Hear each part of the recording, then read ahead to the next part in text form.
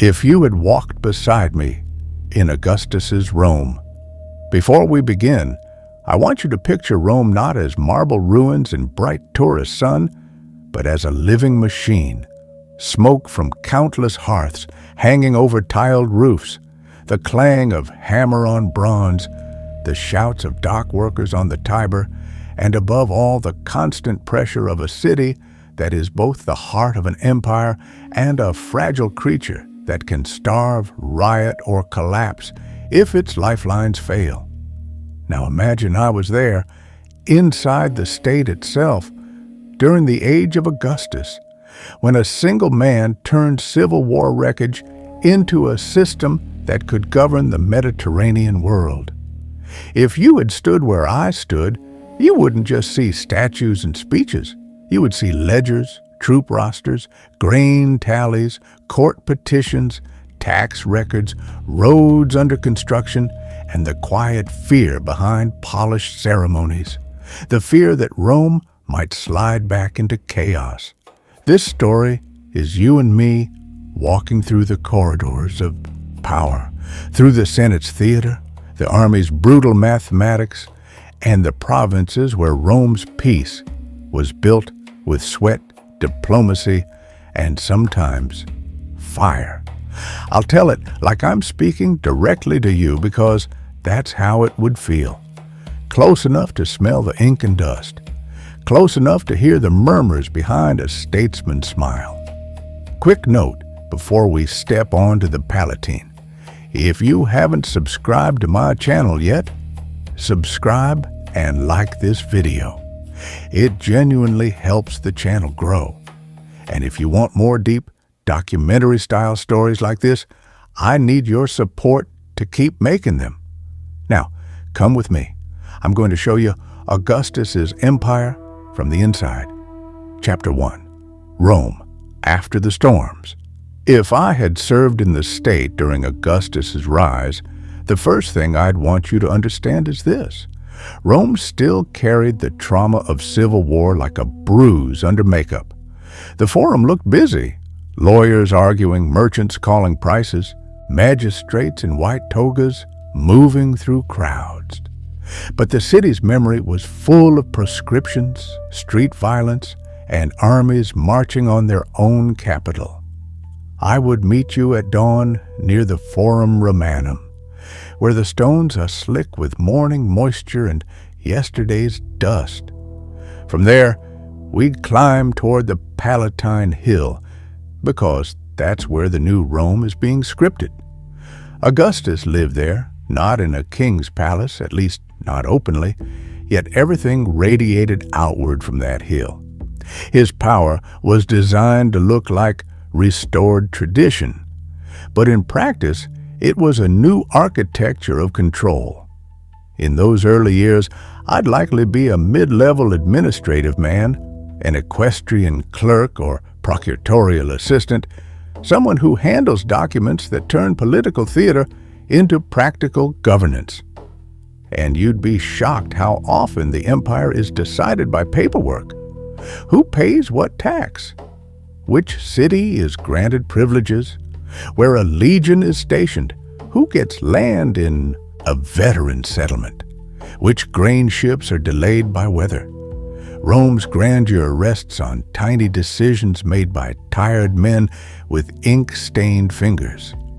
You and I would attend Senate meetings, not as senators, but as observers on the edge of the machine. You'd see the ritual, the respect shown to old families, the speeches about liberty, the insistence that the republic lives. And then you'd notice the real gravity, how men glance toward Augustus before committing to a position, how disagreement soften when his gaze sharpens. He didn't need to shout. He had learned from Julius Caesar's fate.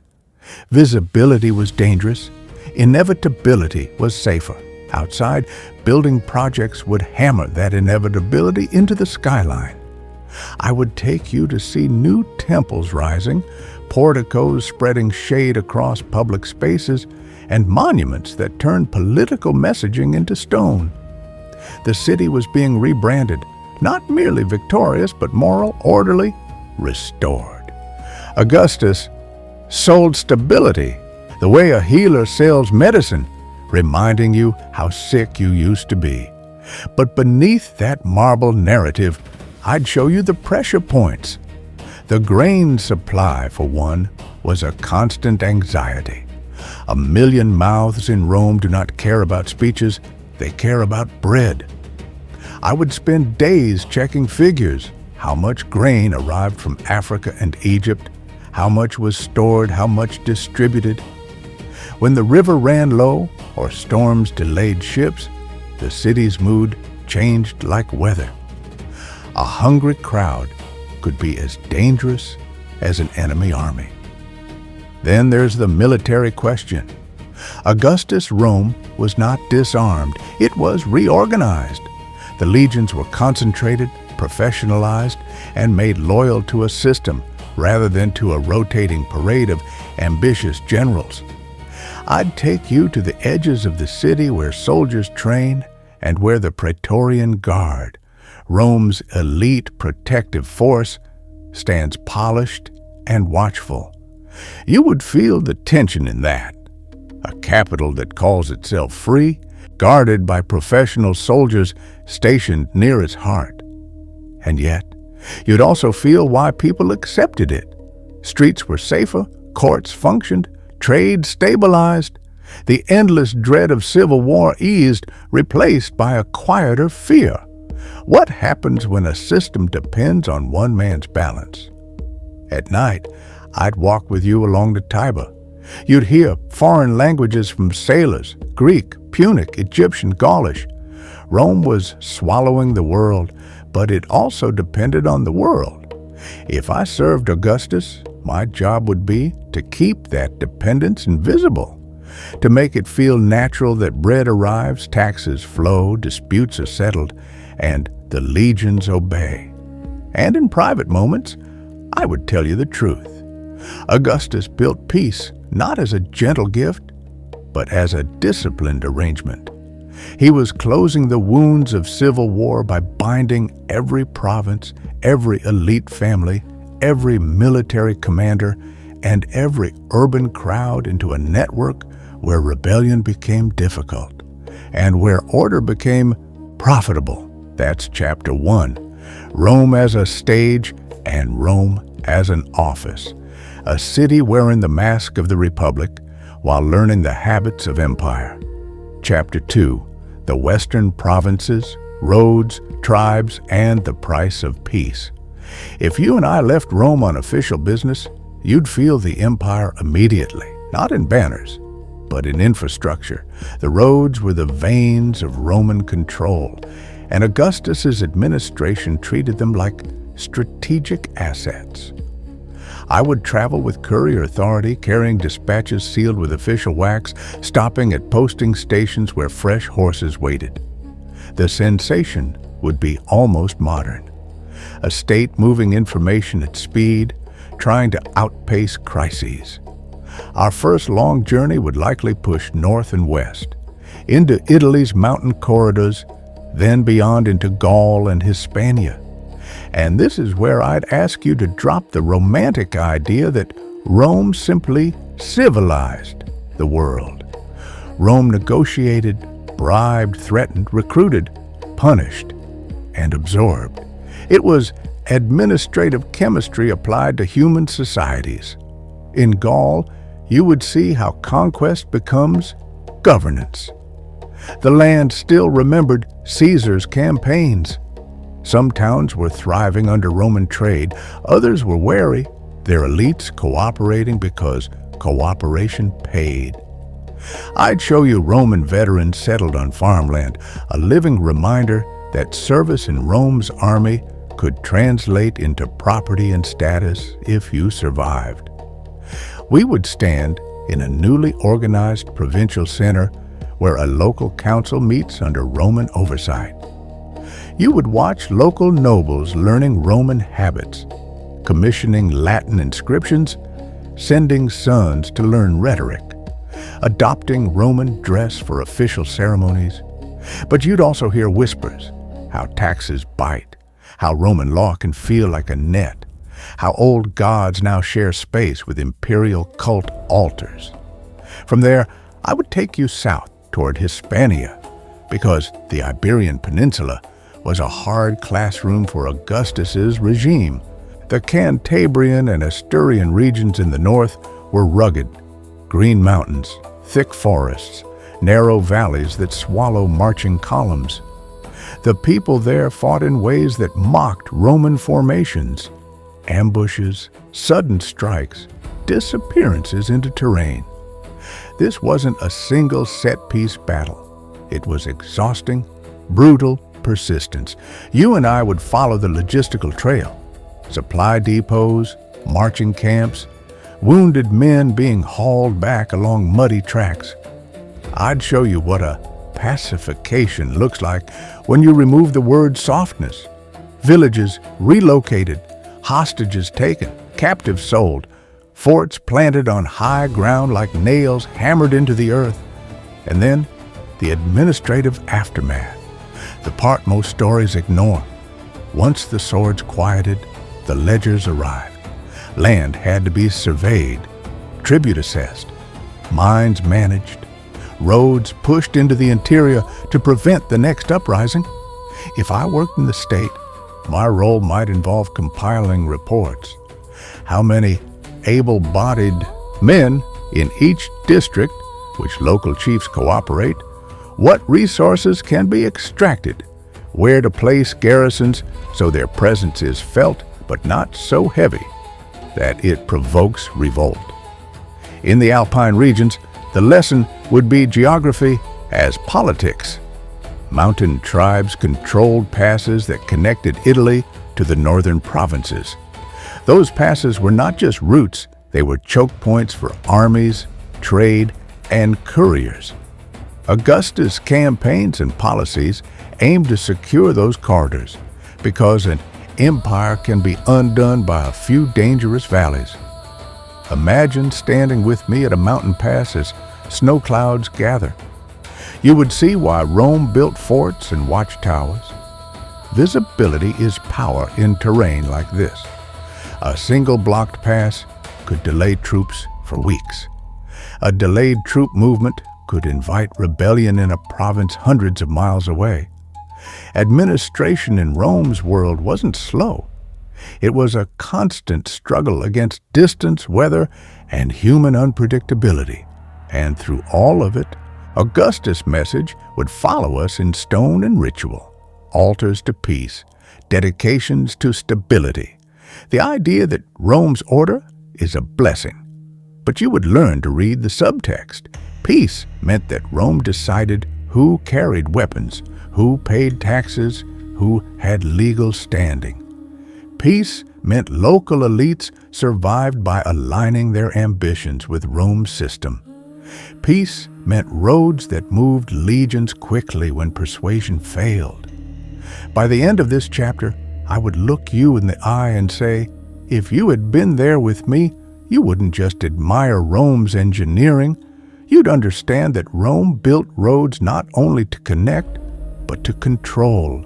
And Augustus mastered that truth better than anyone before him. Chapter 3. The East, Egypt, Judea, and the art of not going to war. Now, if I brought you east, you'd feel the empire change texture. The western provinces had their own complexities, but the east had ancient cities, deep bureaucratic traditions, and political identities older than Rome itself. In the east, Augustus could not simply impose Roman culture. He had to govern through a mosaic of arrangements: client kings, provincial governors, temples, and merchant networks that carried wealth like a current. Our journey would begin at a port, perhaps Puteoli in Italy, and we'd sail across the Mediterranean. You'd learn quickly that sea travel was both efficient and terrifying. Winds decide schedules. Storms rewrite plans. Piracy never fully disappears, and yet the sea was Rome's highway, tying together Spain, Africa, Greece, Asia Minor, and Egypt like a single commercial body. When we reached Egypt, I would ask you to stand silently for a moment and listen, not to the city noise, though Alexandria would overwhelm you with it, but to the concept of Egypt itself in Rome's mind. Egypt wasn't just a province, it was a strategic artery. The Nile's fertility could feed Rome. Whoever controlled Egypt's grain controlled the city's stability. Augustus treated Egypt with special caution. In practice, that meant tighter imperial supervision and a careful barrier between Egypt's wealth and senatorial ambition. If I served in administration, I might be involved in grain logistics, shipment schedules, storage accounting, monitoring corruption, resolving disputes between ship owners and officials. The documentary truth is that empires don't run on glory. They run on cargo. I would take you to the granaries and the docks. You'd see sacks piled like walls, scribes recording quantities, guards watching for theft. You'd meet men whose entire lives revolve around the rhythm of the Nile, flood, harvest, transport. And you would understand why Augustus feared instability here more than almost anywhere. A political problem in Egypt could become a riot in Rome within weeks. From Egypt, we'd move along the eastern Mediterranean, Syria, the Levant, the lands where Roman power met older identities and intense religious loyalties. In Judea, for instance, Rome often governed indirectly through client kings and local structures. It was a delicate arrangement. Too much interference could ignite revolt. Too little control could invite disorder. Here is where I would tell you something important. Augustus was not only a conqueror, he was a manager of risk. In the East, the most dangerous war was often the one that didn't happen. The crisis avoided through diplomacy, gifts, hostages, and symbolic victories. And looming beyond the eastern frontier was Parthia, a rival power that could not be dismissed. Rome and Parthia were two heavyweight systems staring at each other across buffer states and contested regions like Armenia. A full-scale war was costly and uncertain. Augustus understood that it was often better to win without marching. So I would bring you into a tense diplomatic moment. Roman envoys, Parthian representatives, and the exchange of terms that are spoken politely but understood as threats. The return of captured Roman standards, those sacred military symbols lost in earlier conflicts, could be framed as triumph without a battlefield. To the public, it becomes a story of Roman honor restored. To the administrator, it becomes a calculation. Avoid war, preserve prestige, stabilize the frontier. In Asia, Minor, and Greece, you would see the empire's cultural sophistication. Cities with theaters, libraries, philosophical schools, places where Rome didn't arrive as a civilizing teacher, but as a political master, negotiating with educated elites. Augustus's administration leaned into that. It respected local prestige where useful, while ensuring that loyalty flowed upward. Throughout this chapter, I would keep drawing your attention to how Rome governs difference. In the West, Rome reshaped societies through settlement and direct military pressure. In the East, Rome often governed by partnership, patronage, and symbolic authority, while keeping legions close enough to remind everyone what the partnership ultimately meant. And when you ask me, did it feel like peace? I would answer honestly, it felt like a careful balancing act.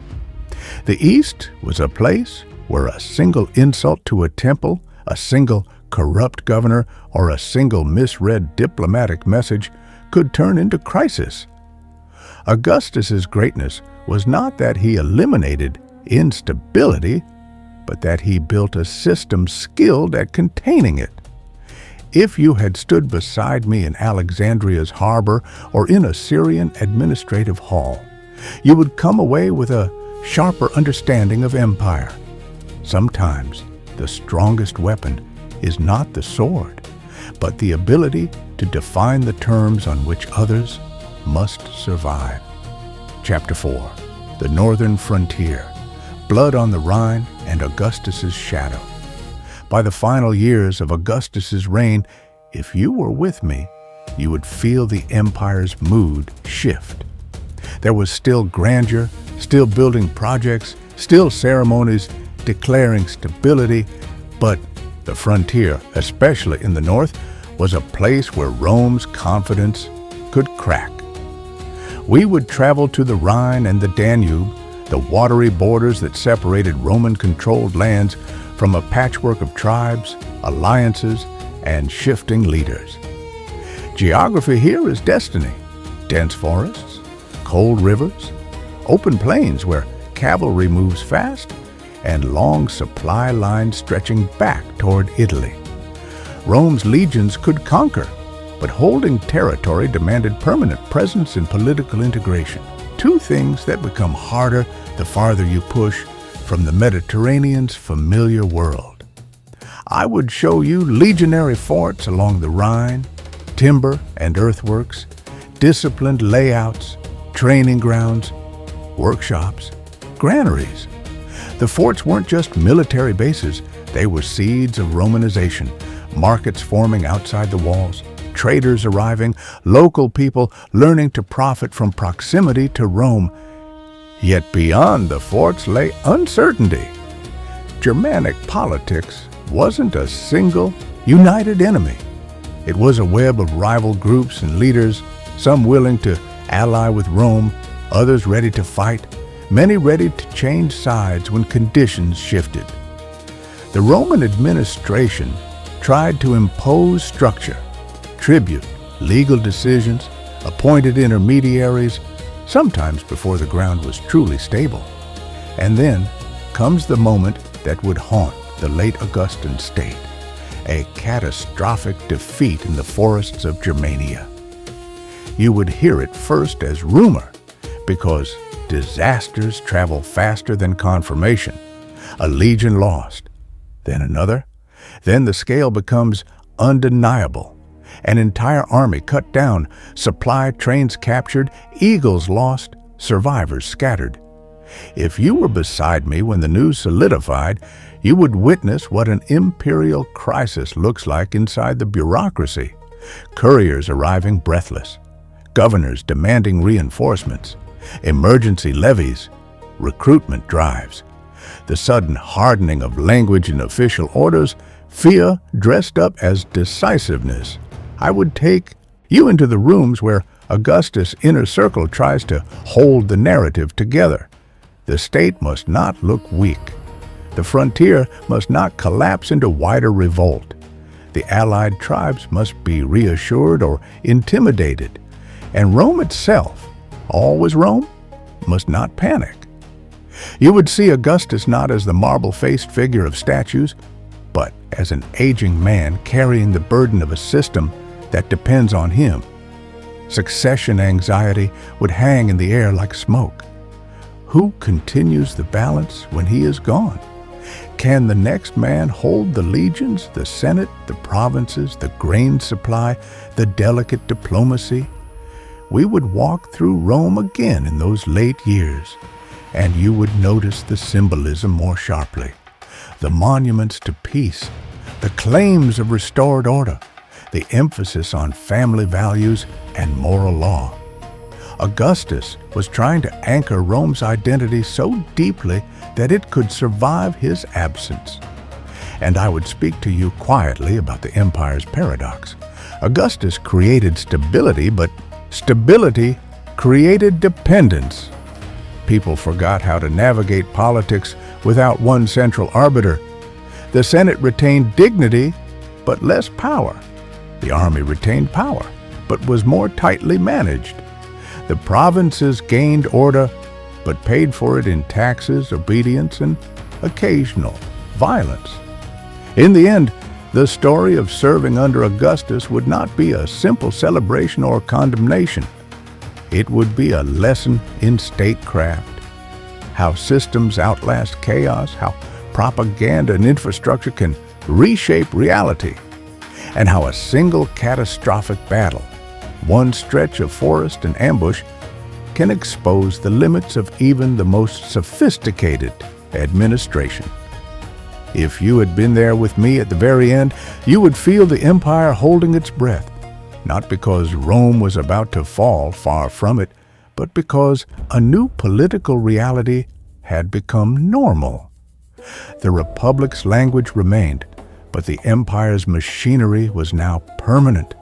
And I would tell you, as the lamps flicker and the last dispatches are sealed, Augustus did not simply rule Rome, he taught Rome how to be ruled. Outro. One last thing before you go. If this kind of immersive documentary-style storytelling is what you want more of, subscribe to the channel and like this video.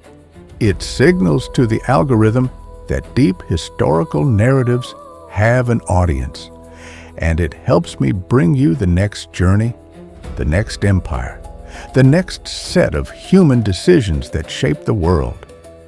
Thank you for walking through Augustus' Rome with me.